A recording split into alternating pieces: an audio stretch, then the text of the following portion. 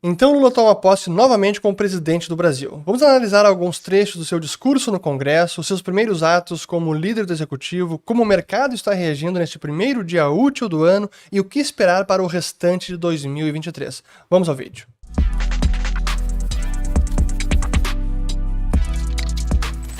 Muito bem, a todos aqueles que estão chegando agora aqui no canal, meu nome é Fernando Urrich, aqui a gente fala de economia, mercados e investimentos. Se vocês gostarem do conteúdo, considerem se inscrever, ativando o sininho aqui embaixo e também compartilhando este vídeo. Pois no dia de ontem, 1º de janeiro de 2023, Lula finalmente tomou posse e é o novo presidente do Brasil, seu terceiro mandato, e sem dúvida que o ato foi repleto de símbolos, imagens e mensagens importantes.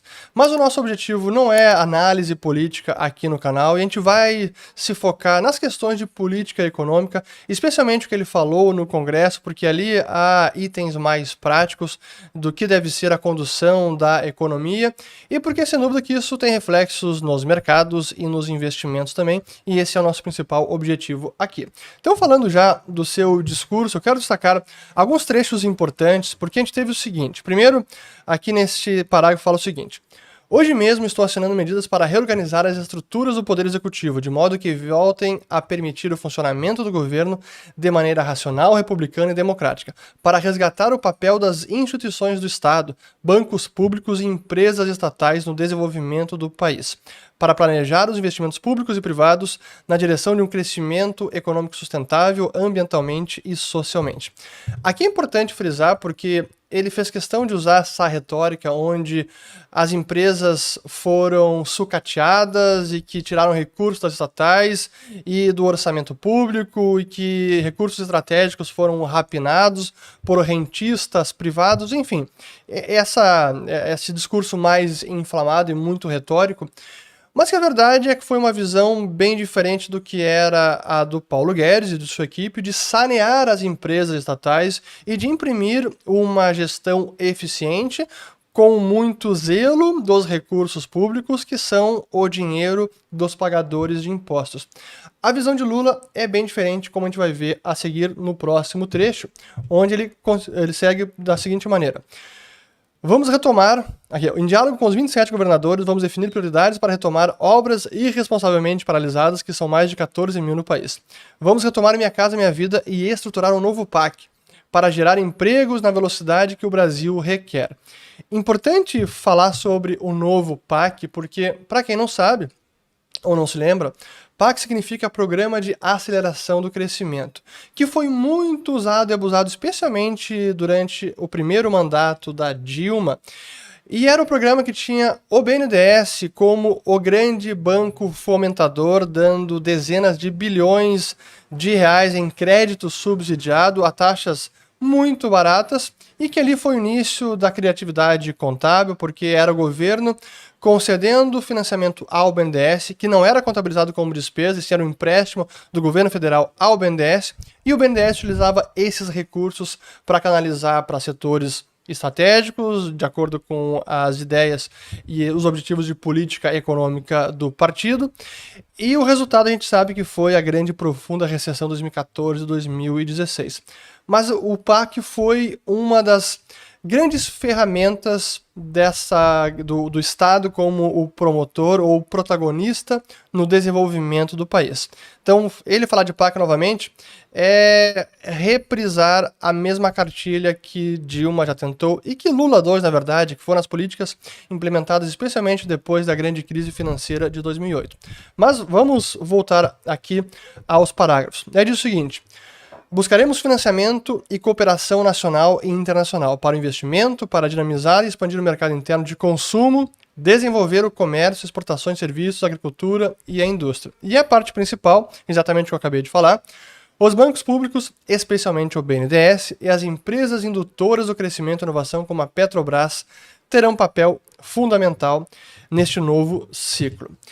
E esse novo ciclo parece então ser uma reedição do ciclo passado, que infelizmente não dá certo, mas essa cartilha será insistida.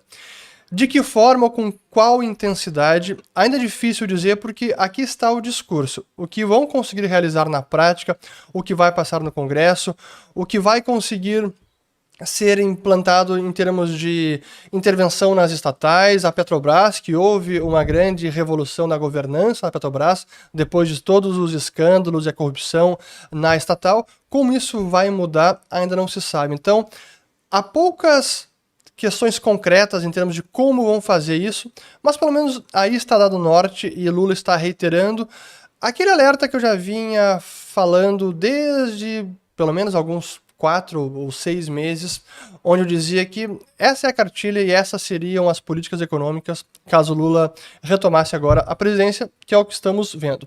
Mas deixa eu voltar aqui para a parte seguinte, que são alguns dos seus atos, como o chamado revogaço, que eles estão tentando revogar agora, ou mandando revogar, o processo de privatização de 8 estatais iniciados por Bolsonaro, como por exemplo, Petrobras, Correios e EBC.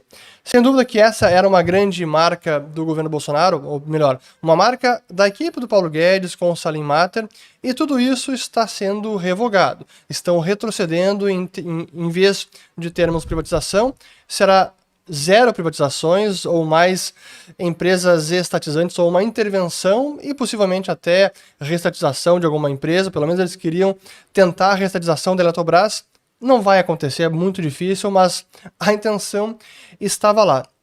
Então esse é o norte. E junto com esses revogaços, houve outros, como aquele simbólico na questão das armas, que era uma marca do governo Bolsonaro, facilitar o acesso às armas pelos cidadãos de bem, que estão em dias com os seus impostos, não tem nenhum antecedente criminal e tudo mais. E esse foi um ato simbólico que foi revogado nos primeiros decretos pelo Lula, no dia de ontem ainda.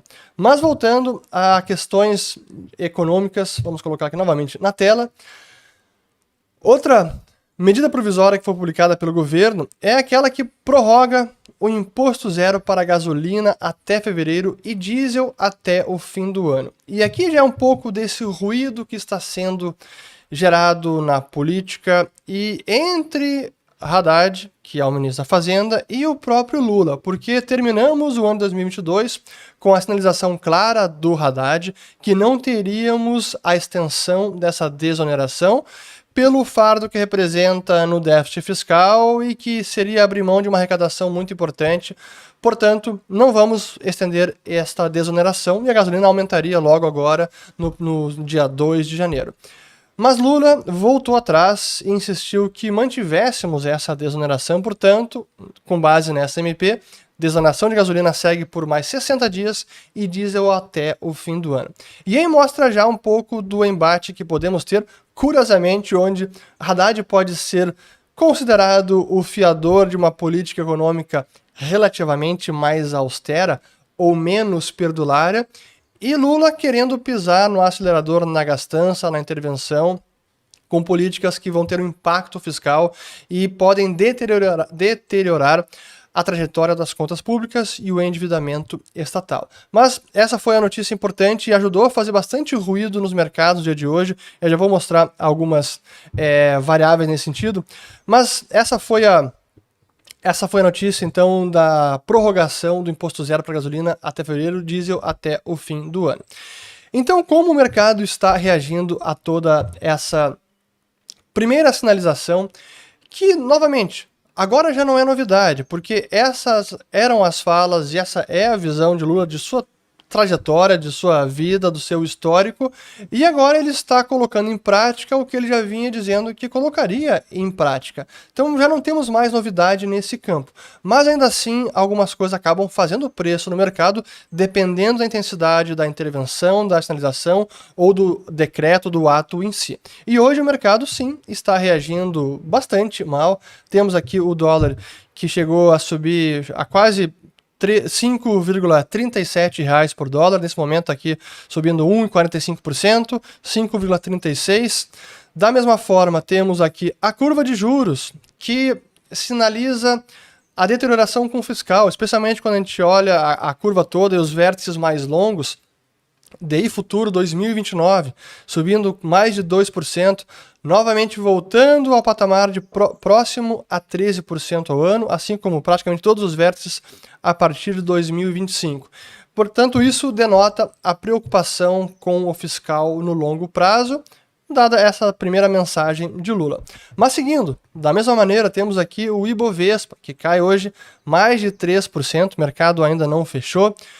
Índice de small caps, 13,5%. O IFIX também cai 0,20%, claro, aqui por conta das taxas de juros mais longas, mas não são apenas a bolsa que cai, juros que sobem e câmbio que sobe. É também principalmente as estatais, como nós temos aqui, vamos colocar a Petrobras, chegando a cair quase 7% no dia de hoje, abriu num gap de baixa, que está aqui em velas diárias. Pelo óbvio, quem foi indicado, que é o Jean Paulo Prates, para a Petrobras, ele tem uma visão mais intervencionista.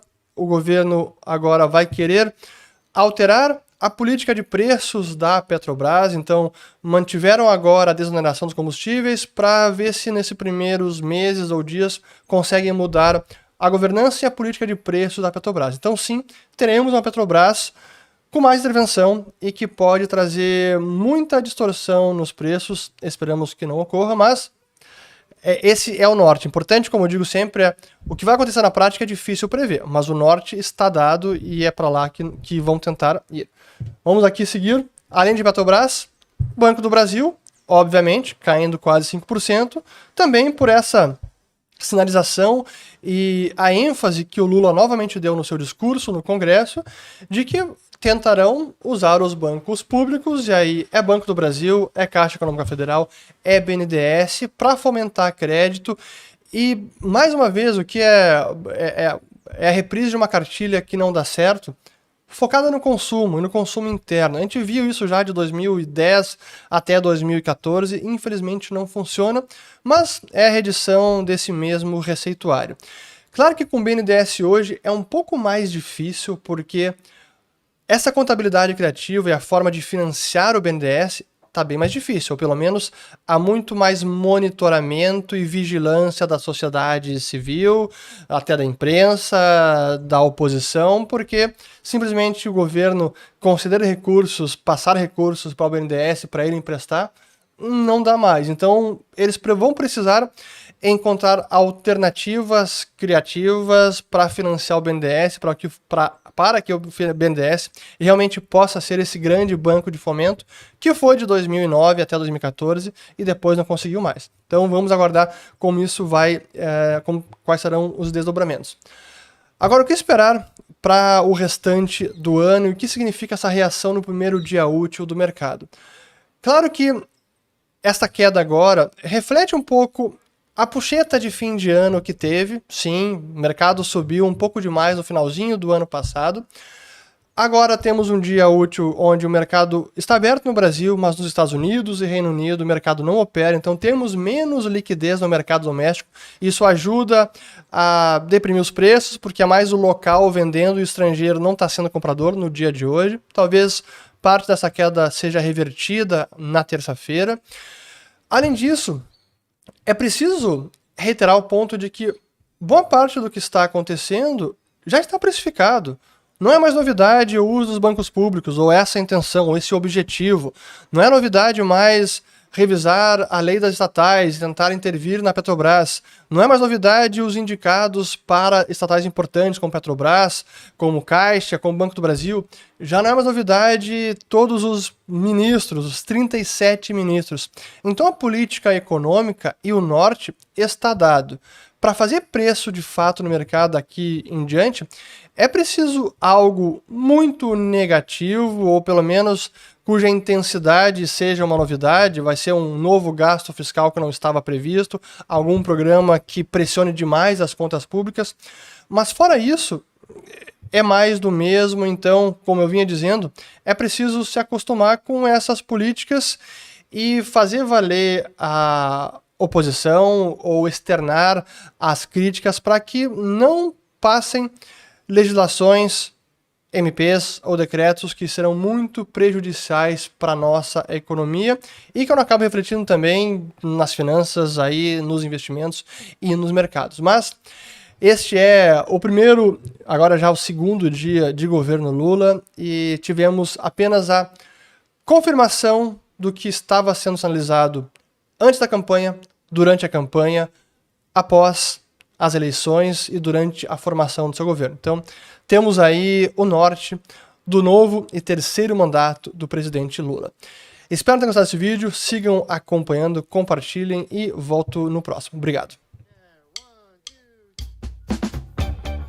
Muito bem, não temos muito links aqui para compartilhar, era mais uma análise recente do que está acontecendo e peço que compartilhem. Quem está gostando, não está inscrito ainda, se inscreva no canal também e curta o vídeo, que isso ajuda o YouTube a ranquear melhor e distribuir o vídeo. Obrigado.